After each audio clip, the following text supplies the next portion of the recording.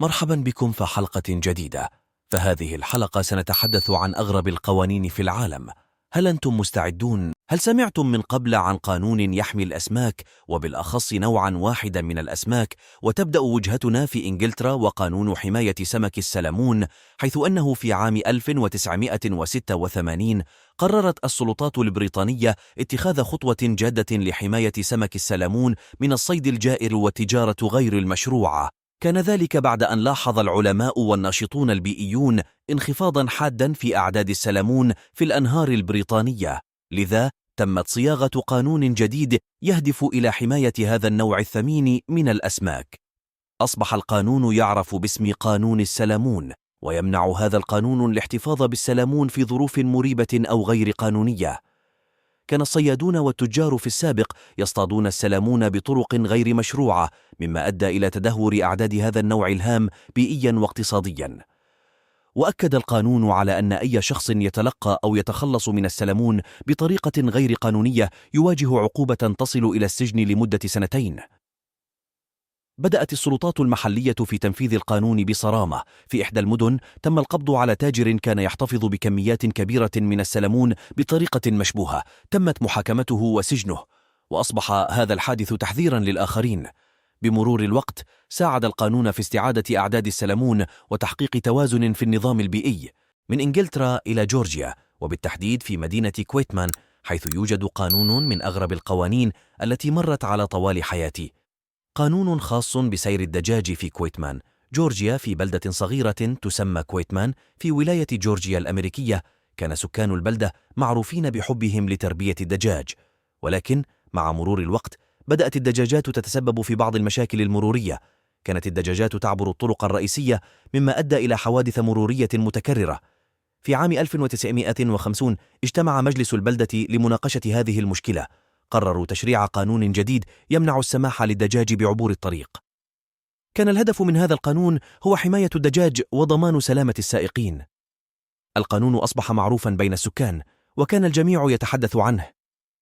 في أحد الأيام نسي أحد المزارعين المحليين إغلاق بوابة حظيرته، فخرجت دجاجاته إلى الطريق. تسببت الدجاجات في فوضى مرورية، ولكن عندما وصل الضباط إلى مكان الحادث تم تذكير المزارع بالقانون الجديد وتم تغريمه. تعلم المزارع الدرس، وأصبح الجميع أكثر حرصا على عدم السماح لدجاجاتهم بالتجول بحرية. ماذا ستفعل إذا انطفأ المصباح الكهربائي في منزلك؟ بالطبع ستقوم بتغيره على الفور، ولكن إذا كنت بأستراليا فسيعاقبك القانون على فعلتك تلك. في ولاية فيكتوريا الأسترالية كان هناك عدد متزايد من الحوادث الكهربائية بسبب قيام السكان بتغيير المصابيح الكهربائية بأنفسهم دون معرفة كافية بالكهرباء. في عام 1992 قررت الحكومة اتخاذ إجراء لحماية المواطنين من هذه الحوادث. تم تشريع قانون جديد ينص على أنه لا يجوز تغيير المصباح الكهربائي إلا إذا كنت كهربائيا مرخصا. تم نشر القانون في جميع أنحاء الولاية، وأجريت حملات توعية لتثقيف الناس حول مخاطر الأعمال الكهربائية غير الآمنة. في إحدى الليالي قرر أحد السكان تغيير مصباح في منزله دون الاستعانة بكهربائي، تعرض لصدمة كهربائية ونقل إلى المستشفى.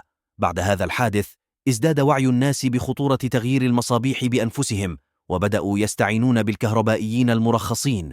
من منا لا يشعر بالتعب أثناء يوم شاق ومتعب؟ بالطبع ستشعر بالملل والحزن والإرهاق، ولكن إياك أن تفعل ذلك في إيطاليا، وبالتحديد ميلانو. قانون الابتسام في ميلانو. في مدينة ميلانو الإيطالية يعود قانون غريب إلى العصور النمساوية المجرية. كان هناك حاكم أراد أن تكون ميلانو مدينة سعيدة، لذا تم تشريع قانون يجبر السكان على الابتسام في جميع الأوقات باستثناء الجنازات أو المستشفيات. في إحدى الأيام في عام 1838 تم تغريم رجل لأنه لم يكن يبتسم أثناء سيره في الشارع. أثار هذا الحادث الكثير من الجدل، ولكن الحاكم أصر على أهمية الابتسام لنشر البهجة والإيجابية. على مر السنين أصبح القانون جزءا من ثقافة المدينة، وأصبح سكان ميلانو معروفين بروحهم المرحة وابتساماتهم الدائمة. بلدة الحمير أريزونا. قانون الحمير في أريزونا.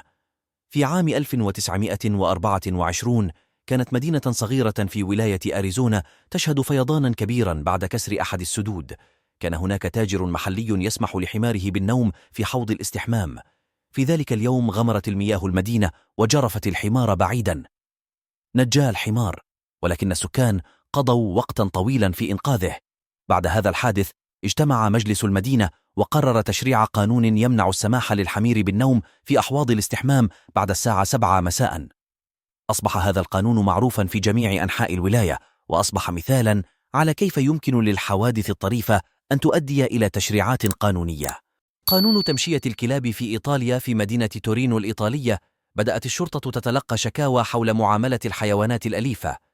في عام 2005 قرر مجلس المدينة اتخاذ إجراء لحماية حقوق الحيوانات. تم تشريع قانون يلزم أصحاب الكلاب بتمشية حيواناتهم الأليفة 3 مرات يومياً. تم نشر القانون وبدأت الشرطة في مراقبة تطبيقه بمساعدة المرشدين المحليين. في إحدى الحالات تم تغريم سيدة لأنها لم تمشي كلبها بانتظام. أثار القانون اهتمام وسائل الإعلام، وسرعان ما أصبح معروفا في جميع أنحاء إيطاليا كجزء من جهود البلاد لحماية حقوق الحيوانات. القوانين على الجزر يختلف كامل الاختلاف عن المدن والدول. هل سمعت في يوم من الأيام عن رجل تعاقب قانونيا بسبب نسيان عيد ميلاد زوجته؟ قانون نسيان عيد ميلاد الزوجة في ساموا. في جزر ساموا الواقعة في المحيط الهادئ هناك قانون غير اعتيادي يتعلق بالعلاقات الزوجية. إذا نسي الزوج عيد ميلاد زوجته فإنه يخضع للمساءلة القانونية ويجب عليه تعويضها. يعود هذا القانون إلى تقاليد سامو التي تقدر العلاقات الزوجية وتعتبر النسيان تقصيرا خطيرا. في عام 1997 نسي أحد الأزواج عيد ميلاد زوجته، مما أدى إلى خلاف كبير بينهما. تدخلت العائلة والأصدقاء وتم تذكير الزوج بالقانون. تمت تسوية الأمور بينهما بعد أن قدم الزوج هدية تعويضية لزوجته، وأصبح هذا الحادث معروفا في جميع أنحاء ساموا كتحذير للأزواج الآخرين. وآخر قانون في فيديو اليوم هو قانون بدولة فرنسا. قانون شراء قطعة أرض للدفن في فرنسا في بلدة ساربورنكس الفرنسية. واجه السكان مشكلة في دفن الموتى بسبب نقص الأراضي المخصصة للدفن. في عام 2008 أصدر عمدة المدينة مرسوما يوجب على الناس شراء قطعة أرض للدفن قبل الموت. في إحدى الحالات توفي رجل دون أن يكون لديه قطعة أرض للدفن، مما أدى إلى مشكلة كبيرة لعائلته. استغرق الأمر أسابيع لتسوية الأمور ودفنه. بعد هذه الحادثة بدأ السكان في شراء الأراضي مسبقا لضمان عدم تكرار المشكلة. هذه القصص تعكس جوانب فريدة من القوانين حول العالم، وتوضح كيف يمكن للأحداث التاريخية والثقافية أن تؤدي إلى تشريعات قانونية غير اعتيادية. في نهاية الفيديو نأمل أن يكون قد نال إعجابكم، ولا تنسوا الإعجاب والاشتراك في القناة، واكتبوا لنا عن أغرب قانون تعرفونه ولم نذكره في الفيديو.